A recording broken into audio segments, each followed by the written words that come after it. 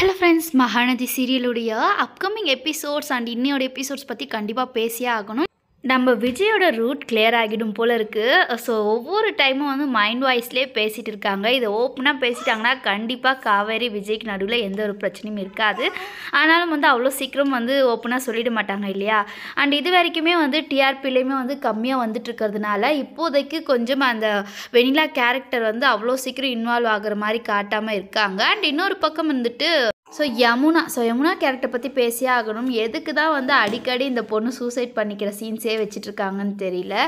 இன்னொரு பக்கம் வந்துட்டு நிவின் வந்து காவேரியவே வந்து நினச்சிட்ருக்காங்க. ஸோ காவேரி திட்டினாலுமே கூட இப்போ வந்து யமுனா சூசைட் பண்ணிக்கிறத பார்க்கும்போது அவங்க மனசு மாறுவாங்களா என்ன அப்படின்னு தெரியல. ஆனால் மனசு மாறுறாங்களோ இல்லையோ வற்புறுத்தலாக வந்து மேபி வந்து மேரேஜ் நடக்கிறதுக்கு சான்சஸ் இருக்குது. வற்புறுத்தல் அப்படின்றத விட யமுனா வந்து இப்படி எமோஷ்னல் பிளாக்மெயில் பண்ணிகிட்ருக்காங்க இல்லையா. இதனால வந்து அவங்களுக்கு மேரேஜ் ஆகிட்டால் வந்து காவேரி கண்டிப்பாக வந்து தனியாக தான் இருப்பாங்க.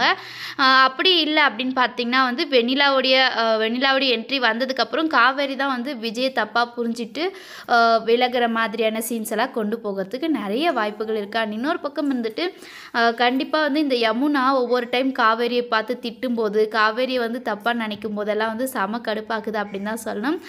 எப்படி என்ன இருந்தாலும் வந்து ஒரு சிஸ்டர் தானே, ஸ்டார்டிங்லேருந்தே வந்து அவங்களுடைய கேரக்டர் வந்து காவேரிக்கு ஆப்போசிட்டாக வந்து பண்ணுற மாதிரி தான்.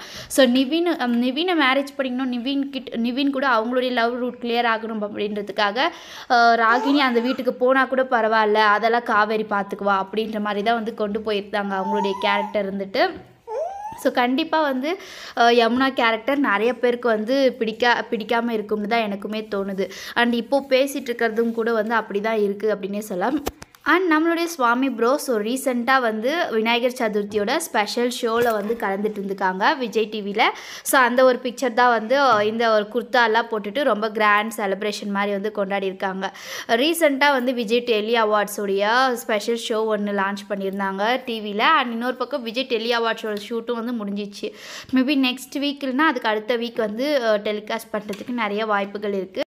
எனக்கு என்னவோ விஜயோடைய பர்த்டே, அதாவது நம்ம காவேரியோட பர்த்டேக்கு இவர் சர்ப்ரைஸ் பண்ணுற மாதிரி விஜயோட பர்த்டேக்கு வந்து வெண்ணிலாவை கூட்டிகிட்டு வந்து நிறுத்தி நம்மளுக்கெல்லாம் சர்ப்ரைஸ் கொடுத்துருவாங்க போல இருக்குது.